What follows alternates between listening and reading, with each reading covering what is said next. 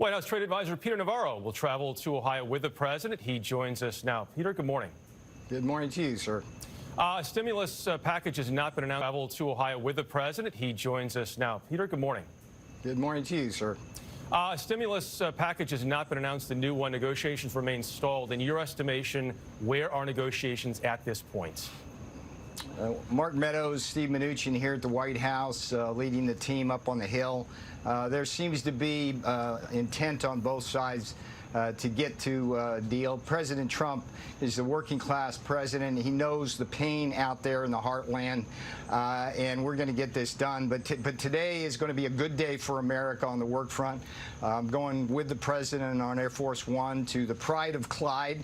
What's beautiful about Whirlpool, it's a 109-year-old iconic American company, but it's also the poster child for how President Trump stands up for American workers against unfair trade, because the Whirlpool story is one where they had to fight a series of foreign predators dumping washers into the market here. All dumping.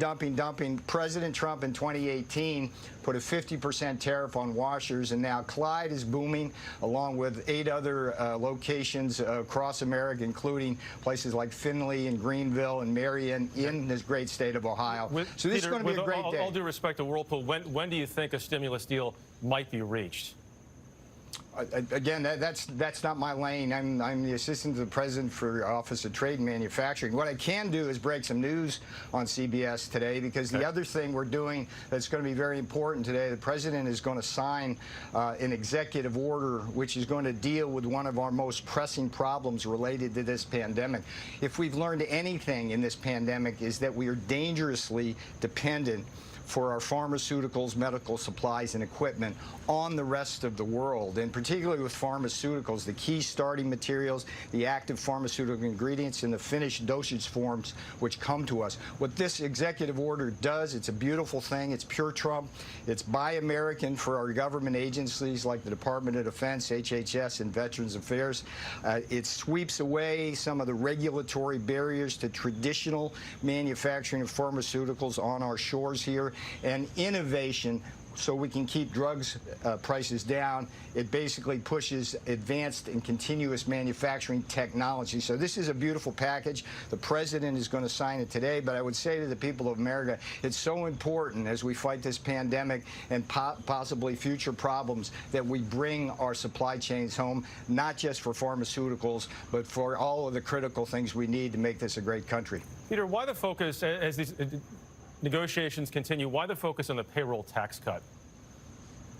I'm not sure that there's a continued focus on it. That happens to be one of the most effective ways to get money into the pockets of the American people. If you're a worker and there's a payroll tax cut, it's effectively a 12% wage hike. That's pretty good for American workers. I think, look, again, this is not my responsibility or lane. I have great faith in our Chief of Staff, Mark Meadows, leading this. And it looks like Chuck Schumer and Nancy Pelosi are between the rhetoric as they're coming together, but the mission here is to make sure that the American people who are out of work get relief from that, and that we also have an economy that we can rebuild. The two things President Trump will do, and this is going to be a great speech today. I urge everybody to watch it and read it. It's beat the virus and build this economy back to where it was in January 15th, when he had built the most beautiful and strong economy in American history. We had 3.5% unemployment rate, unemployment rates at historic lows for blacks and Hispanics, rising wages for blue-collar workers like those in the state of Ohio at places like Clyde. We've got a long road to hoe here, okay? Make no mistake about that. This package, and it can't just be writing checks to people now. It's also got to be putting in place structural choices so that we can rebuild our economy. There's a bill, for example, that Lindsey Graham has that would bring our personal protective equipment back to U.S. shores with Buy American provisions. Those are the kinds of things that can go into this bill that will help American workers and make us safe at the same time. While the virus continues, Peter, what did you make of the president's comments yesterday when he said that children are almost immune from the virus? I'm not an epidemiologist. I think just as a matter of fact, we see. You're on the task force, though.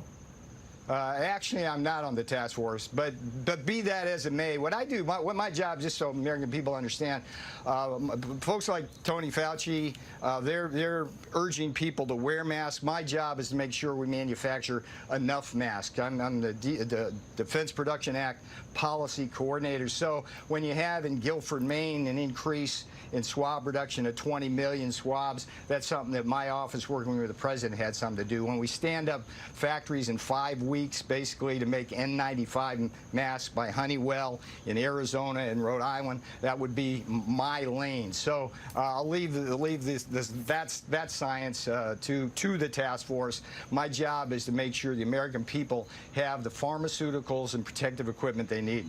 All right, apologies for that. Peter Navarro, thanks very much for your time. Pleasure to be with you this morning. Anytime.